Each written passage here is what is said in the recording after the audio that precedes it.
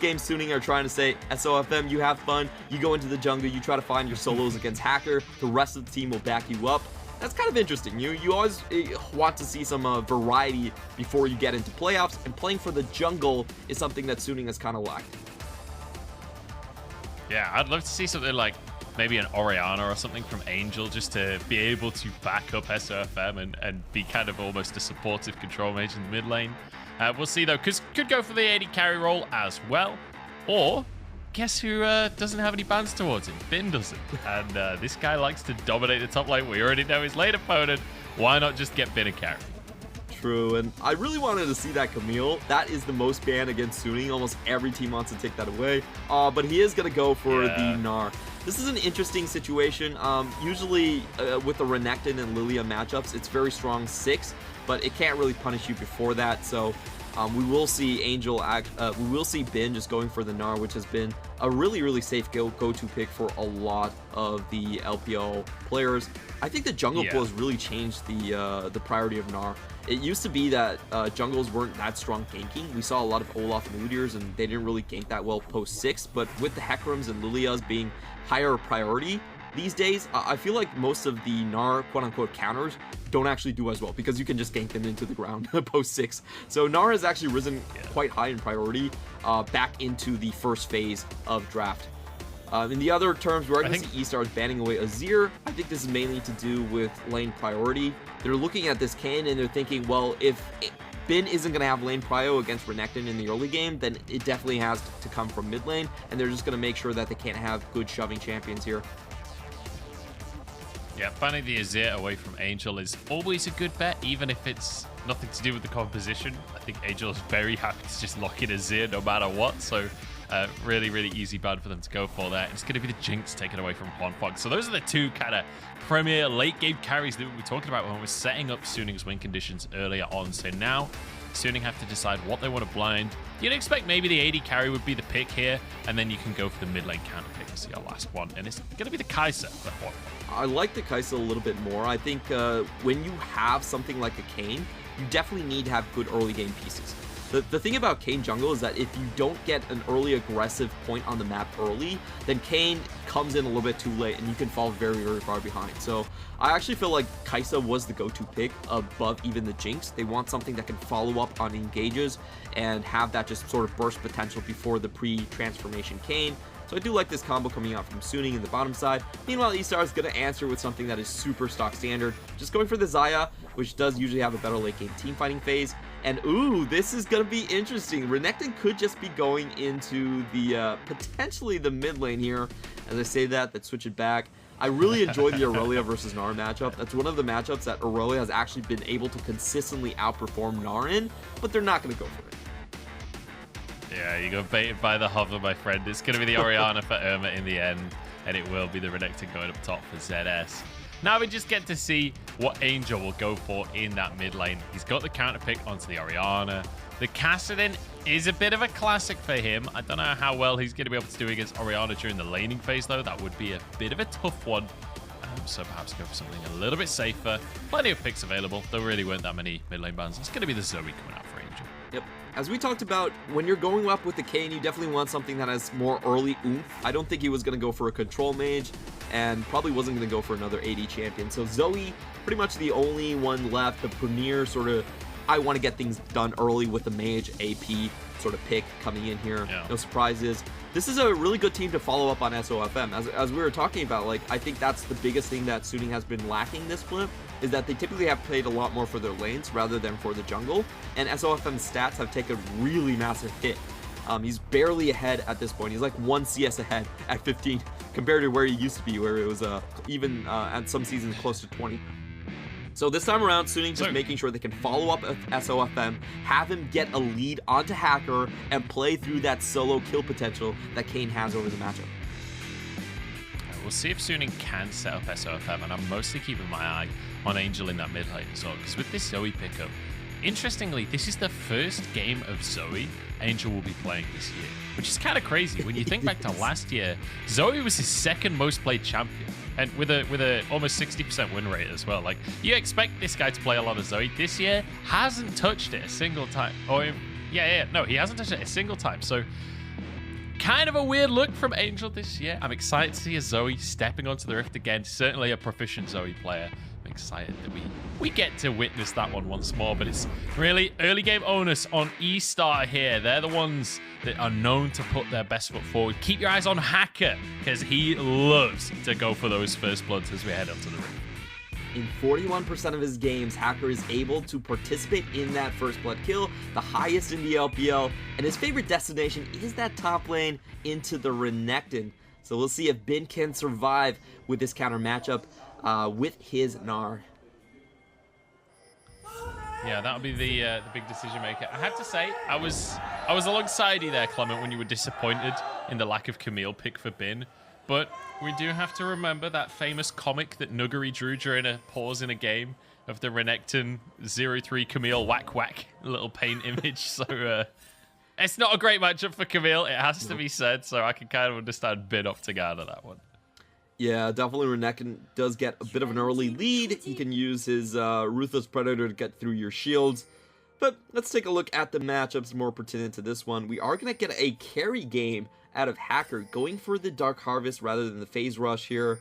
The rest of the lanes are pretty similar. Most important to note, Angel still holding a little bit back, isn't going to go for the Ignite build, just the standard build, and they have found a good level 1 trade here onto Irma. Yeah, Angel actually starting with Trouble Bubble there just to try and set up on Irma, but they don't overcommit to the play. I wasn't sure if we were going to see On going for some crazy flash play or something, but would have been a little risky. ShiauC is going to walk into the brush alone. On and Huanfeng are here, getting themselves an amazing trade to start the lane off. That is a huge 2v2 advantage now. 200 extra HP onto that one, and they also spot out where Hacker is going to start. I think this is rather important. This means that Bin will be able to control his wave quite well, and know when he needs to push out, and also have SofM sort of play along with him. I also want to note that SofM is not bringing Flash. This is the most crazy build that I've seen in quite a while. It's Wait, a what? teleport I didn't even know jungler. He's got TP. Yeah. What? SofM, you're a madman. He's an absolute lunatic. He's gone for the TP as jungle. Hang on, we got it all in the bot side. ShiauC is already ignited. He's gone. First blood.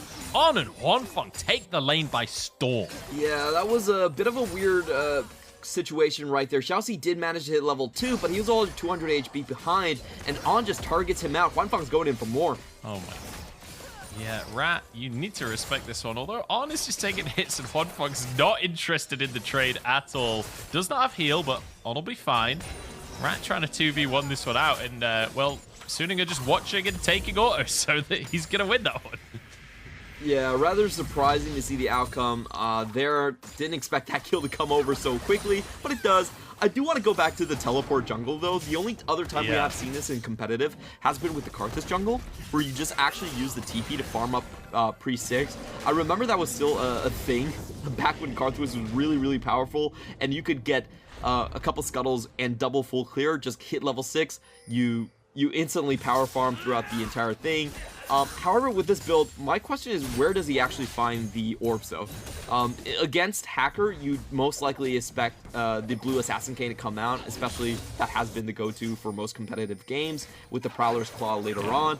But if you are going for a full farm TP build, how does that actually impact the way you interact with your lanes? Are you just going to farm until someone shows up on lane and teleport over?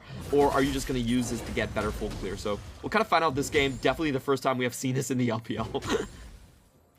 Yeah, I'm excited to discover the answers to those questions, Clement, across the course of this game. It is kind of classic SofM, though. Not necessarily the Kane, but just bringing out these weird shenanigans on the stage. You love to see it. This guy is a jungler of his own kind, and I absolutely love watching his game. So we'll see what Hacker has to answer the TP Kane as well. So far, they're just going to be matching in farm for now. Zoe gets a nice little trade onto Angel there. But again, I'm excited to see this Zoe in the mid lane as well from Angel. It's kind of one of his best picks from last year, and it feels like it's been missing this year. So I'm excited to see him and SofM working together in that mid jungle, because that's a huge amount of assassination potential. With a Kane and a Zoe, the setup there to find instant kills is nuts around Dragon. Yeah, and Irma isn't running a cleanse, so it's actually fairly easy to target him out. We're going to see how that one works out. In the meantime, top lane actually getting a really good lead from Bin. Spotting out that jungle pathing really does help out. and we did have SofM maybe even threaten with a potential TP. I think this is the most interesting thing that we're not really going to see, but is going to hover on the player minds, is that whenever they push out past the minion wave, they have to consider the fact that SofM could just show up, even if he's on the other side of the map. That's the greatest thing about teleport jungle, is that even if you spot out their pathing, they could still be incoming on the trade and try to impact one of those top lanes. Don't have to path smart if you have TP. Hey. He's tapping his temple on this one. Genius gameplay from SofM. The downside is you don't have a summoner spell for a lot of the games. So, you know, swings and roundabouts, different horses for different courses, I suppose. As Odd's going to clear some vision on the bottom side. You can see Drake is up. SofM's on that bottom side, but I don't think he's going to start this off straight away. Looks like we could have a little bit of a scuffle, though. Hacker spots SofM, who is level 6. That level advantage in the jungle certainly going to help Suning out. But I think SofM wants to find fights rather than Drakes right now. On, flashes in, gets the knock-up ShiauC, knocked back, ignited as well. SofM on the scene, wants to find himself a kill. There's the slow. The feathers come in, but they can't find the root. ShiauC solo and finally falls. It's SofM to get that one on, almost traded. Will go down to the ignite. ShiauC grabs it, and it's 1-for-1. But most crucially, we do see SofM starting to pick up some of those orbs. It is going to help him get into that blue Kayn a little bit faster, and he does get the kill already. So he was already one level ahead of Hacker, and now he's power farming. I do expect this game to be where Suning tries to constantly tag out Hacker. That's not a 1v1 he can really win against the blue Kayn. So this is still off to a very good start for Suning, and a worthwhile trade for them in the bottom. Hacker's moving into SofM's jungle here. Has been spotted by On, I believe, there, as he tries to go for the chickens. And if I know SofM, he's the kind of jungler that wants to defend those chickens, but he's got ZS and ShiauC to contend with as well. The whole of eStar moving in here to make sure they can snag away some of this jungle. SofM has a control ward, knows he wasn't spotted, but ShiauC just walks into face checking. Bin surrounding here. The mid lane is arriving. We could have a bit of a scuffle. On moves in. Smite from Hacker. Flash forwards as On gets the engage, but it's Magnet Storm. On's the one to go down, and Bin's in trouble. Gnar can't save you here, and it's going to be a 4v3 and an easy win for eStar. Strong play from Hacker coming out. He gets the double lifting lullaby and forces everyone to back away in the choke. Bin actually isn't able to get his stun out fast enough. He gets chunked before most of the damage is done. And eStars just say, you know what, we're in position here first. We have the vision. We have the Renekton early. Why are you even challenging this? Suning, I think they overplay their hand a little bit by chasing after the red buff was already gone. I felt like it was... You had an opportunity to get an opportunistic snipe, but not really full commit to that one. We're going to take a look we can take another look. Yeah, the fight again. Lilting Lullaby was huge here. He gets a 3-man, not even the 2-man. Hacker really wins out the entire fight, and as you can see, Bin doesn't do enough damage with his initial crowd control. Doesn't really find the targets as most of his teammates are backing off already, so he's kind of just left there for dead. Yeah, and it was basically a 4v3, because even though there was 4 people on either side, SofM was put to sleep in the red buff pit. He never got to play any part of that fight. He was just on the wrong side of the wall. Drake taken here by Suning as Huanfeng to get the killing blow on that one. As it's somewhat of an answer, but when you look at the goal right now, it's in favor of eStar. They've started the game off strong, and this is kind of what we've come to expect from this squad, even though in terms of the standings, they've not been doing so hot. The early game, the very first stages of the game is when they have been at their strongest. Exactly. eStars, for me, once they have a lead, it's really about how they try to snowball it. That's the big question for this team. They typically have ShiauC roaming towards the top side, especially to help out ZS.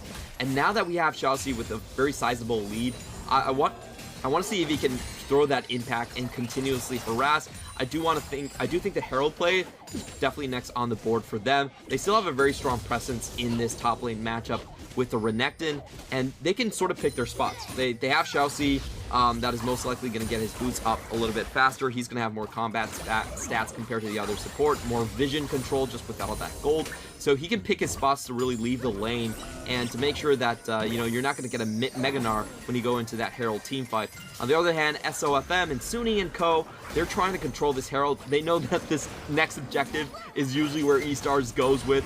They try to all in onto their top lane. So they're going to be putting down a lot of vision here.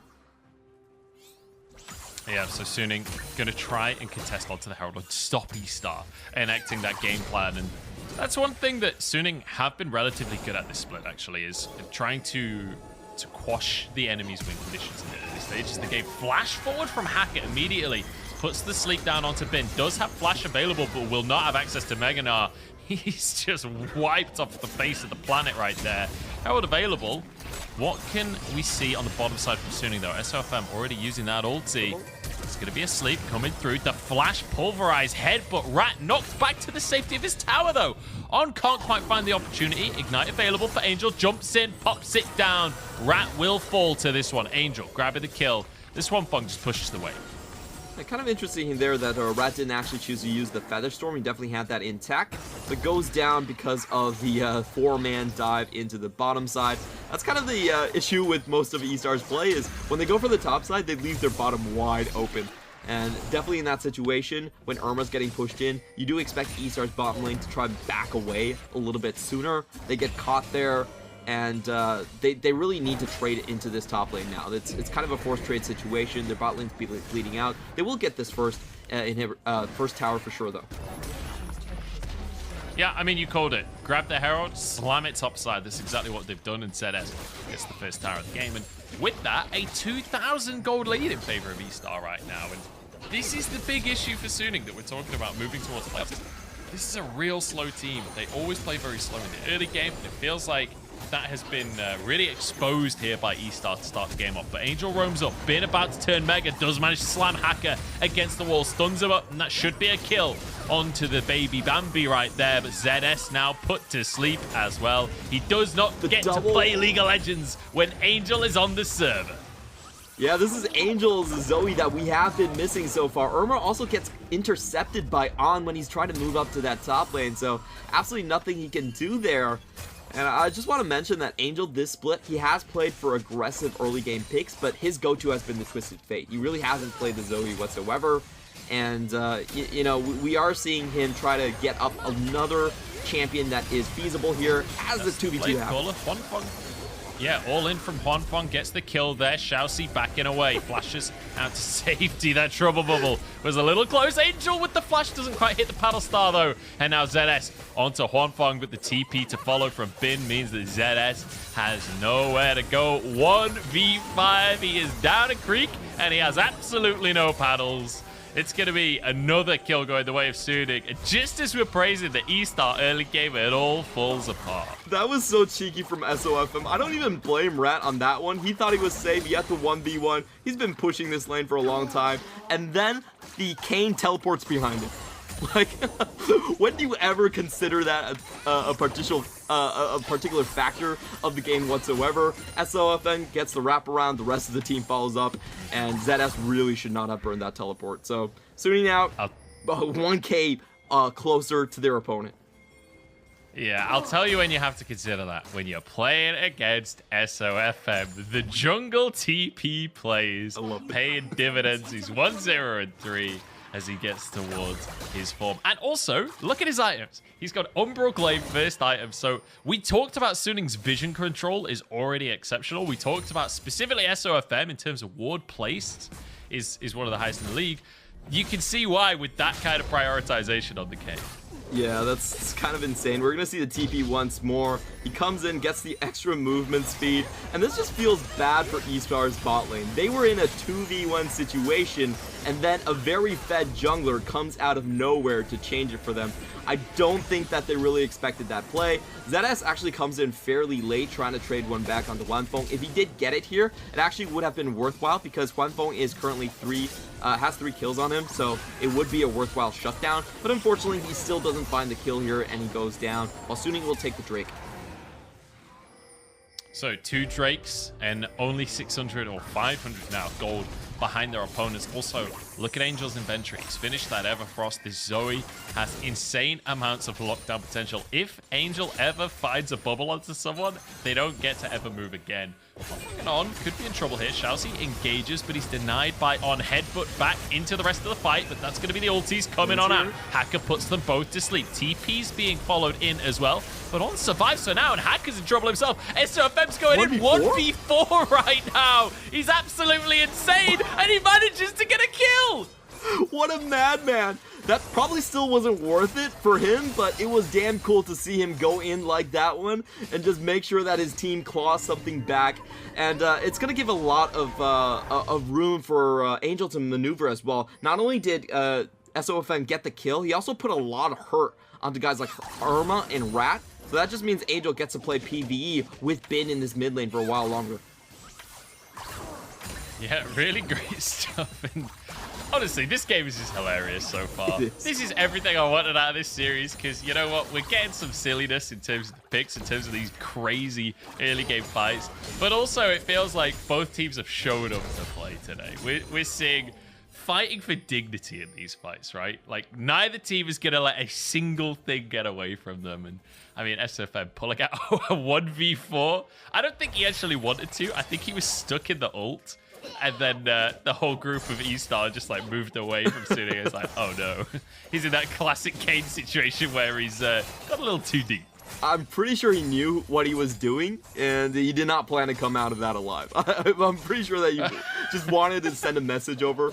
But I do want to talk about the strategies going up against someone with a teleport in the jungle. I think it's really important then to just kind of find the enemy jungle and put him down early, as we are going to get SofM.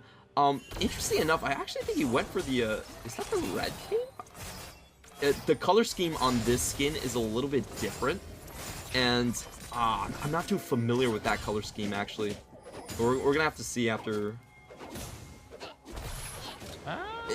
It's hard to say. It's green, to be honest, so it does look a little red Kayn-y, but I'm not 100% sure. He's got lethality, so true. Surely that's blue Kayn, surely. You have to assume with lethality is blue Kayn. I don't know. Irma could be in trouble, though, because Huanfeng's here. Killer Instinct available. SofM looking for an opportunity. Bin in the meantime, posturing around the bottom side. You can see SofM moving over. SofM's TP is available, so don't worry too much about where he is on the map. He can be anywhere at any point. He's a TP jungler, for anyone that's just tuning in. But eStar looking for an opportunity. Bin walks into him, but hops straight back out again. And it'll be all right. That's kind of hilarious coming in from Bin. He definitely knew that there was multiple members here waiting, and he just sort of baits on out. He knows that he can dodge away from the crash down. No troubles there.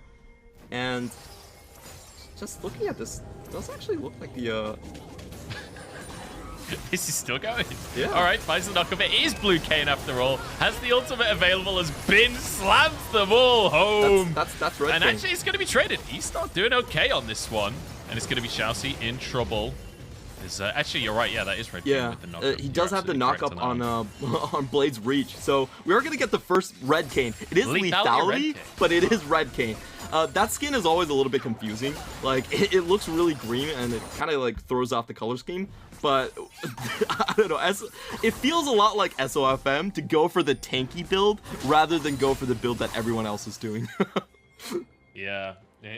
Honestly, some of the stuff SofM does, I wonder whether it's about optimal play and whether it's actually just about, you know, being SofM and maintaining his reputation as a jungler. As he's just going to TP into the river to make sure he gets the Scuttle Crab, which, you know, when in Rome, when you have TP as a jungler, why don't use it to make sure you're getting those Scuttle Crabs? Yeah, it was really fun to see. And is Red Kayn going to be the Knight's Vow of 2020? That's kind of the question for SofM here. We're going to see Bin as he comes back onto the counter engage here. Sunny really have run of the map at this point. Their bot lane is massively ahead. Their mid lane is really far ahead. And they also have teleport to roam around. eStars, they set up this trap earlier for Bin, but I think they overstay their welcome. They waited a long time for him, and Bin walks back. They're still here. They get the easy shutdown kill play here. And I think eStars, for them, their composition is sort of running out of steam at this point. They really needed ZS to be further ahead than he is. And Hacker also hasn't been having the greatest of times as SofM. Now, level 11 is going to have his way in the jungle as well. They're already setting up siege. There's a lot of poke coming down. And SofM can actually tank this tower for quite a long time with this Red Kayn. Yeah, but they don't even need to tank this tower because Herald is going to slam on in the mid lane. That's tier 1 taken. They can look towards this third Drake as well. And I feel like eStar are in a position where maybe they just have to contest this. Can you really afford to give over Infernal Soul Point against a team with like a Zoe and a Kaisa that are both insanely fed already? I guess the answer is yes, because they're not going to contest in time. This Drake will go down to SofM, but eStar may have found a fight after the Drake is done here. Locked up his ShiauC, pulled back into the fight. SofM! I don't know what's going on. Why? He died off you screen. That was a damage test to see how tanky he was, how long he could survive with the Emerald Trespass. He got one shot in the last fight as well. He just got one shot by Rat last fight. Lethality Red Kayn? I don't know, man. Usually we have seen the Red Kayn, but it has been Gore Drinker Red Kayn. Like, this is the first time we actually seen Lethality Red Kayn in competitive. Like, I've checked the scores. It mainly has been just Gore Drinker, and you go for the Ravenous Hydra, and you just become completely unkillable. You also have the Sterix Gauge. You go for the Bruiser build, but this is a super interesting one. We're going to take a look at how this Red Kayn actually fared. SofM going into the backline, finding himself directly against ZS. And ZS is a pretty powerful Renekton. He actually just dies before getting the ultimate off. That's a little bit tragic. So it turns out Lethality Kayn is the same as the Camille in the Renekton matchup. Just whack 0-3. Oh dear. Well, SofM, at least he's learned from this one, because I'm pretty sure he's live limit testing on the stage here with the Lethality Red Kayn. Now an opportunity to push a bit late, because even though SofM dies, we're kind of having a bit of fun here, but they're still ahead of gold. They're on Soul Point for the Infernal Soul, and this feels a little unfortunate for eStar after how well the early game went for them. Feels like Irma is having a very, very quiet game for himself, but actually had a bounty for a second there, just 0-0-4 and good farm. He's trying to farm up. There is reasonably good scaling on eStar. Yes. That has to be said. With the Xayah and an Orianna, it's not like the damage is going to fall off for eStar. I'm just a bit worried about, like, the late game is exactly what Suning is good at, right? That's the part of the game they're really, really exceptional on. I don't know whether eStar are going to be able to match the shot calling at that point in the game. Yeah, for me, it's really about Suning just being able to run away before the Dragon Soul even comes up. You're looking at a very early one here, 3 minutes onto the clock, 25 minutes here. And for most of eStars, they really haven't reached their big power spikes just yet. We're still sitting on 1.5 items coming in for Rat. So their scaling, while definitely true, hasn't really come online, and they're going to be forced to fight Suning before then. I do want to see it to have them sort of target out SofM. I think this is something where you see junglers where they're trying to set up vision early without a flash. That could be a potential target for them to go on. And it's interesting to see also SofM being very cognizant of that fact as well. He's building a fairly defensive build. Even though he's still going lethality, he does have that Knight's Edge just to make sure he doesn't get tagged out by the Swirl Sleet early on. Yeah. I've just had a weird thought about this TP jungler. You could kind of play split push Kayn in this situation. Like, Kayn has insane wave clear, and with lethality, you have pressure to kill turrets pretty quick. Even with Baron up, SofM can play split push because he has TP. So I don't know. This game is gonna get weird. I think these next couple of minutes could get real strange for the two teams. Although SofM just gonna use the TP to get back onto the map off the back of a reset. Yeah, this is super interesting to see the way that he's using this. Like, this guy, he's getting so much vision score right now. Look at his vision score. He's 67. He's ahead of all of the supports. And just look at the backs he's banking. He's coming in, and he's actually quick swapping between like a scanner and just yellow trinket off of these backs. And he's coming in with double pinks and umbral as well. So this is kind of disgusting that how much vision he's just denying from the enemy team, and the fact that he's always on the map makes it so hard for you to properly reset, come out at the same time without fearing losing for objectives. Usually, you know, I was going to say there's a really important point on that as well. When you're playing with so many control wards, it does take a lot of gold, but look at the lethality items he's bought. Hasn't gone for a mythic, has gone for two of basically the cheapest lethality items, so he's still hitting a 2-item spike, but can afford to buy all those control wards at the same time. Yeah, this is absolutely insane the way he's playing it. He's kind of like a ward man nuisance. He's not really a carry like I thought he would be. I thought he was going to try and target a hacker with Blue Kayn, but this is a completely different build.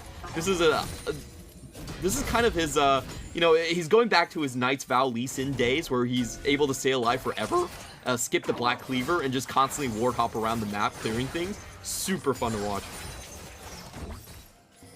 Yeah, this is it's a weird one from SofM, but you know what? That's all I want to see from SofM is weird ones. We've got Infernal Soul onto the map here. Suning can set up to try and guarantee themselves this is a win condition. Huanfeng needs to be careful though, because eStar certainly will look for the engage. On goes in with a massive pulverize. And Featherstorm already used Blade Caller available for Rat, pulls it in, but it's way too late to the party. Huanfeng with a double kill as SofM is just buying time. The rest of the team can collapse. Triple for Huanfeng now. Is ShiauC forced to flash away from the play, and Suning absolutely destroy eStar. ShiauC's trying to escape, but there's no way out of this one, my friend. He'll be chased by Bin. And you know what? After everything in the early game for eStar, Suning take control. Suning just know how to team fight a lot better than their opposition there. The collapse was beautiful to watch. They wait until eStar venture down the ramp, and then they close their trap. We see On coming in from behind, getting a 3-man knockup on that one, and then Irma is left to his destiny. He gets tagged up by the Sleepy's Trouble Bubble. Meanwhile, you have SofM collapsing on the other hand. It is a 3-direction attack coming in from the side of Suning, and eStars just don't understand how to play this one. If they want to go, they have to all-in commit into the river earlier. They needed to push Suning a little bit further back in terms of the mid lane, but they walk into a perfect trap that was set up. Zoe is great at just following up on these kills, and I think we're going to have a very, very quick game now that you have Suning with all 4 Drakes and the Infernal Soul down. Yeah, I don't see a way that eStar can win a fight at this point unless there's a big mistake from Suning. And one thing that has to be said is when they're getting into these late game situations, they have been pretty clean. It's more when teams can outpace them that Suning are losing out in games. So now eStar grouping up. They know Baron is on the cards for Suning. There is plenty of damage. You got 3-item Kaisa right there that's heading towards the QSS. Also a BF sword in there. You got a Medjai's on Angel. If he can pop off in this fight, he's going to be unstoppable for the rest of the game. Bit of a knock up there onto ZS. eStar having to back out of the river, but they're going onto On. Unbreakable Will is going to come on through. Maybe will just be sacrificed, but he is a tanky Alistar. He's taking so much damage. And Suning still don't commit to the rest of the fight. Angel now, Everfrost across the team. Look at the health bars. eStar, they've nowhere to go. Corralled into the corner and just taken one by one. Angel jumping back in and out of the fight. Huanfeng still has Killer Instinct available. eStar are on the wrong side of the map. They don't know what to do. They don't know where to go. Huanfeng into the backline, and eStar are routed. It's gonna be the double kill, and eStars, they just went overboard trying to get one desperation pick. They go all in on Alistar with Unbreakable Will, and you can tell Suning were picking their spots. It was about 10 seconds before the rest of the team said, yeah, it's about time we actually go in and just finish this one off. They get the perfect angle once more. Bin comes in and gets the Mega Gnar onto 2 people, forces out the Zhonya's as well. A ton of follow-up, and eStars just had nowhere to go. A desperation play, we definitely understand that, but eStars, they should have picked their targets and try to at least go all in on Huanfeng. At least if they didn't succeed, they could have got a couple summoners, backed out from there. But going in onto the Alistar was a little bit questionable. We're going to watch this again. It is ZS popping the entire combo, and we also have Everfrost plus the combo from ShiauC completely used on the alley. Just really weird, and you can see Suning, they're taking their time onto this one. They're not rushing in. They're waiting once again for eStars to group themselves onto the ramp where their area of control abilities are going to be the most effective, and that's when they decide to unload. eStars are forced back. They have to walk away, and Huanfeng picks up another beautiful double kill on the end of that. I think he's sitting at 9 right now. Definitely going to go into the double digits.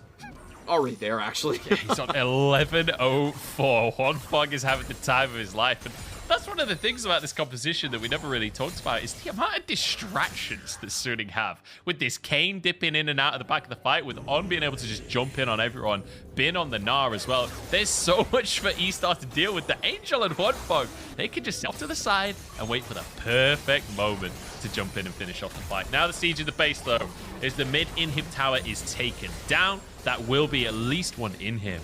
And Suning, they can look for more in the bottom lane as well.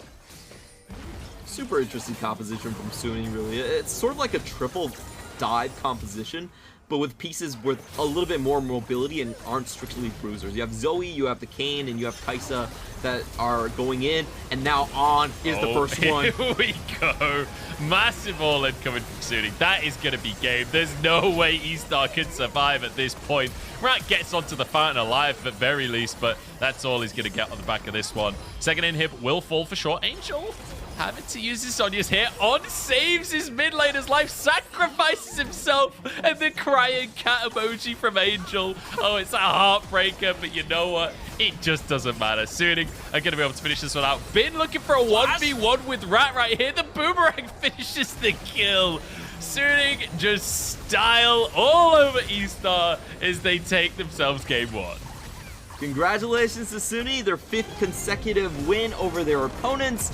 And they are looking to head towards that 7th spot in playoffs, looking to improve their situation and not being afraid of having some fun in the meantime. 2 new picks that they've showed in the very last match of the regular season, the Red Lethality Kane and also the Zoe welcome back for Angel. So they're giving their opponents a lot to think about when it comes to postseason.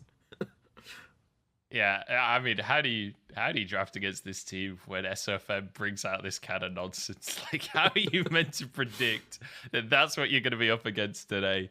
I do want to quickly clarify something we've said about the seeding as well. Suning have to win this series to be able to potentially get 7th, but Rare Atom can also still hold that 7th place if they can beat EDG later in the week. So it's all a little bit up in the air with the 7th seed, but Suning need to get the 2-0 win if they want to have a chance of grabbing that 7th seed. So keep your eyes on that one. But hey, super convincing game number 1 win. And also, importantly, Suning playing pretty quick in this game, which is not characteristic of Suning this split. We've seen them be a very, very slow team. I feel like that's kind of a good sign moving towards playoffs that they are speeding their play a little bit more. True. I will say, though, Suning has not lost to a non-playoff team. This is a team that's very, very consistent, and we do expect this level of performance coming out. However, I think this game, honestly, everyone just wants to zone in on the Kane and try to figure out if it was successful, if this is actually a real build that we're going to see. It's a lethality red Kane, and there's some things I really like about it. You could tell SofM once again was playing heavily for Vision.